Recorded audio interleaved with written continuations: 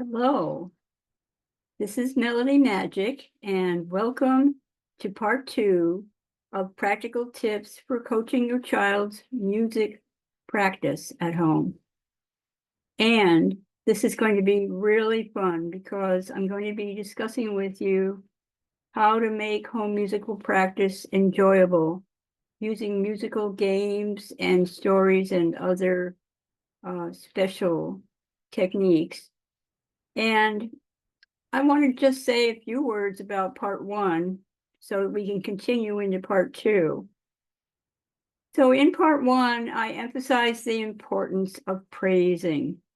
It's really important that you find something positive to encourage your child, even if it's just simply the effort that he or she is putting out. It's not a question of they're going to get a grade or any other kind of evaluation. It's simply that they're going to do what the teacher assigned and do it hopefully every day, as often as possible, with your help and support. And while there may be problems that come up and need to be worked out in the home practice, always praise the positive and provide a role model for being positive, whether or not you can actually play the instrument. You don't have to be proficient in the instrument. It certainly doesn't hurt because then you can play along. But what you're mainly involved with at home is doing what the assignment is and doing it in a way that will, by the time the child goes back to the teacher again for another lesson, will show that the child has remembered and hopefully learned from the previous lesson that he or she took. So repetition is the key to learning. The more times that you do something, the more you'll remember it. It'll just go deeper and deeper into your consciousness. And children, as you probably have noticed, learn a lot. They learn easily. And the thing is that repetition can also, especially from the adult point of view, be boring, but not if you give the child goals to look forward. For example, having finished the assignment that was given to them, or having practiced every day, or any other kind of progress that's being done. Now, there's a number of progress charts that are available, and I want to proceed showing you this and other commercial things that are on the market. I don't represent the companies that sell them, and I'm just using for this discussion things that are in my music program. That's all. So I can't guarantee that exactly what I'm showing you will be available, but I'm just trying to demonstrate how you can help your child.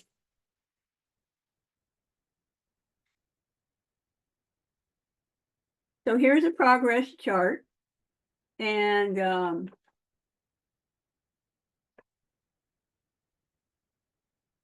as you can see, it has places to write in what the child is practicing and when. So the date I put up on the top here, right here on the top, and the piece of music that is being practiced, I put here.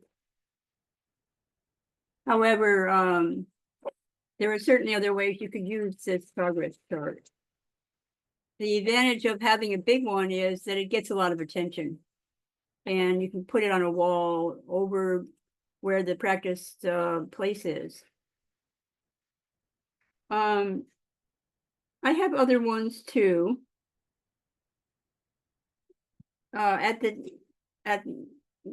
At this time, there's probably some kind of electronic version of what I'm showing you. So you don't necessarily have to use paper if that doesn't appear appropriate. Just find some website or make something up on your computer. So here is an assignment sheet, and it says, it has places to show what you're listening to, what you're reviewing, what you're learning in your lesson, and if you have a special assignment for note reading, any supplementary pieces that are maybe for a recital you're going to give, and maybe theory information. And then I put for my students a place for me to write in notes as to how the student is doing. And there are lots of different ways the assignment. This is a different one, which on the bottom here gives you a place to note how many minutes the child practiced. And while I, in the previous recording, did not say that you should have a rigid set of minutes, you still need to give guidelines and say, let's do 10 or 15 minutes, whatever you feel is appropriate for the maturity level and the attention span of the child.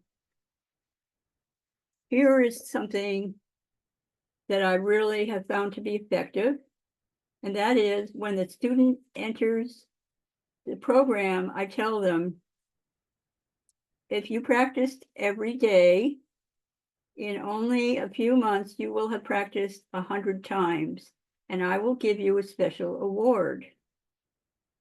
And you wouldn't believe how many students have filled out these charts with stickers. I put stickers in here, but you can put anything you want in there. And then at the bottom here, I note the name of the student, when they started practicing and when they finished. And this becomes, a treasured keepsake. And there's all kinds of ways you could have the child or yourself make up something that has a picture on it and then put stickers in here for practicing. And I made up my own game where you have, you follow, let's see, it says start here. And then every time you do something, you just move up. You have a little token that you use. You can make your own in any way that is appropriate for you. So the most important thing is consistency. And if you do 1 hour practice on Sunday, that may or may not be as good as 10 minutes every day of the week, because then you don't forget what it is you practiced. In the course of a week, you can forget quite a bit. So the child knows exactly what the assignment is, exactly what's going to be in the practice. But whether or not the teacher recommends it, it never hurts to do a review at the beginning of your practice session. The reason is because you're just warming up when you're starting. And that's going to be not your best playing. You're just getting your hands ready to play, and you're getting focused. And so oftentimes I ask the student, what do you think is your best piece right now that you play? Or what is your favorite piece? Or what is the piece that you played before your current study piece? And then I warm up with that review piece. And you can be more than one piece. It's just as many review pieces as you need. You could play the whole book you're learning or whatever it is, if there is an appropriate amount of time to do that. So the student knows what they're going to do, and they have a way to show progress. I've found these kinds of things to be very helpful. So I'd say to the student, please, and then I give them instructions. Please play the first 4 measures of the piece, maybe, as an example. Good. You did that successfully. please play the first 8 measures of the piece. Good, you played that successfully. Please play the whole piece. Excellent. So you did 3 things, 1, 2, 3, successfully. You have a score of 3. And so having that as a tangible evidence of their progress means that the student invariably walks out with a smile on his face or her face, because he's very proud, or she, that having made some progress. It's really important that for younger students, that you as a parent or any other person that is working with a child, that they get your full and total attention. I always ask people, please turn off your cell phone. Please don't let the phone ring, and no interruptions. If there is another sibling in the room, it would be helpful if you could get someone to care for that other person, so that the other person won't interfere with the lesson. And the child looks forward to getting complete attention. Especially the younger ones really thrive on that. The older ones, as you know, are more independent, and you might perhaps say, I'll go make dinner, and to a 18-year-old or something, I'll go make dinner. When I come back, show me what you've done. That might be sufficient. Getting back to the younger ones, I am really enjoying their sense of imagination. And they like it very much. When they work, they're very they love music almost by definition, but they need to feel good about who is guiding them. And if they feel that this person has too much authority, it's going to be criticizing them or something, like some other issue, up comes the helper. Here we have Blackbird. And I have a whole bunch of stuffed animals. I just am demonstrating with this particular one. Hello there, Blackbird. Thank you for coming to the practice session today. Watch Jimmy play, and if you like what you see, then jump up and down and fly a little bit. Okay, Jimmy, time to play. And so now, after Jimmy has played, what do you think, Blackbird?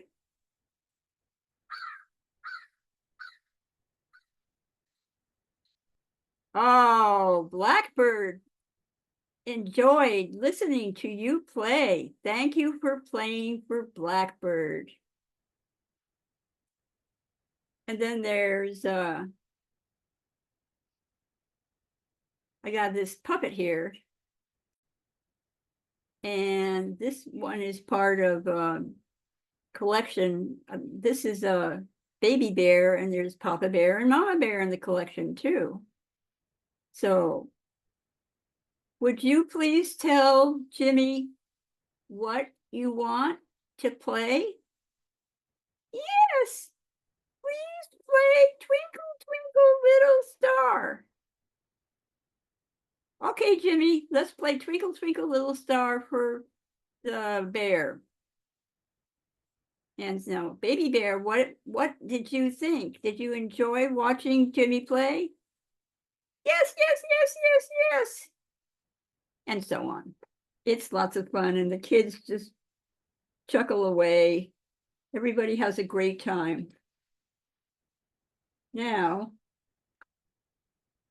just want to show you, if you're more into classical music and you have a very young student,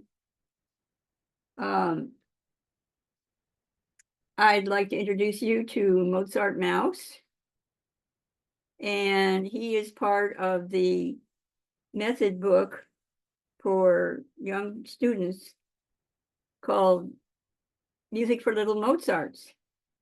And there's a story, and the story is very interesting. It includes Beethoven Bear and all kinds of other composer characters, and you've got a stuffed animal for each one. And these are on the market, so please feel free to contact the Alfred Company about getting them. I'm reasonably sure that they're available. And then you get the storybook with the things. So the things that with the story and the music that you're learning, very easy for an adult to follow. So I recommend very much that you use these little characters, especially if you want to introduce your child to classical music.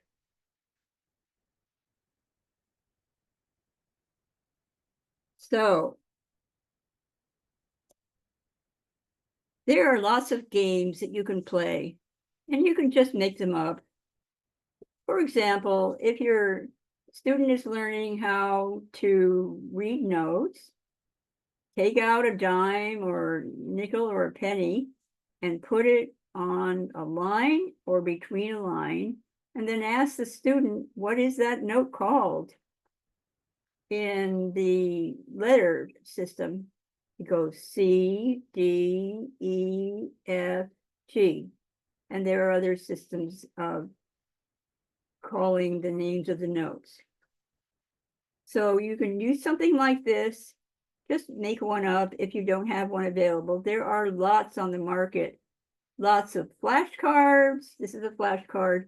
Lots of other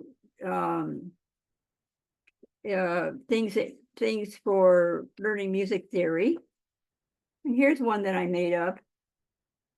It's tic-tac-toe, and this is a review game. So if you write out a list of all the review pieces that you want to play, you throw some dice, and then you play whatever the number is. So let's say you end up with 7. Okay, then eventually you hope to get a line of stickers. You put a sticker in showing that you've done number 7. And you can randomly choose what pieces to review, or you can just choose them in any other way. The idea being you want to get a line of stickers to show that you successfully played the pieces that have the numbers that are on this chart. Now on my computer, I made this kind of game, and you start here with a token, and then every time you successfully play a piece, you move the token down, and then you continue to the end, and then you give the student an award for finishing. So this is good because it has lots of opportunities to play. Let's say you're working on, I'll go back to Twinkle. You say, let's play Twinkle 5 times. And each time, just a little bit better. So then the person gets to move their token 5. 1, 2, 3, 4, 5. And so you can use that as a way to travel down something like a trail that will move you towards the goal of finishing the practice session.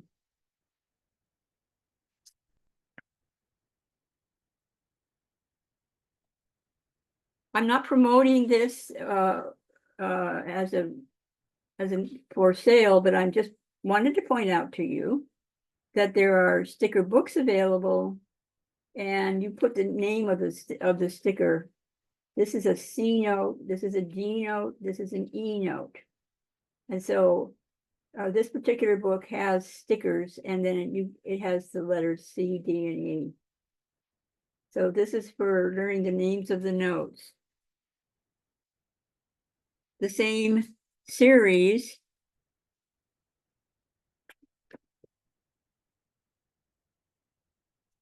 can go at a much more advanced level. These are more difficult. And there's also rhythm pieces, books where you determine the rhythm. you can get as imaginative as you want. You, your child, or anybody can draw a picture and then put a sticker in each place for completing an assignment. See? And there's no limit to your imagination and how you use these things. This comes with Music 19, which is a collection of materials for practicing at home. If you find that you need to learn more about music theory because you haven't any background in that, there are some theory materials available. And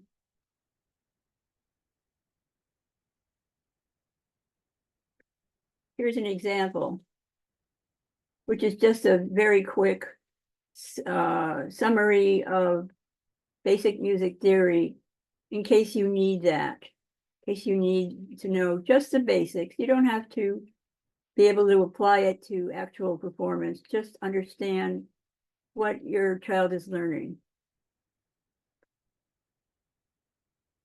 So there is no limit to what you can do for your child or children to help make practice a positive experience, a productive experience, and something they'll look forward to, and they'll say, "Mommy, can I practice now?" And so I hope that this discussion has given you something to consider. I'm a professional practice coach, which means that I'm available online to answer your questions or actually be there during your child's practice session to support that home practice experience. So I'll put some information down below to help you connect with me, and you can ask questions, or even better, you can tell us what it is that you've used in your home practice sessions that have been particularly helpful. So I look forward to seeing you soon. This is part 2 of practice recordings, and have a wonderful practice at home.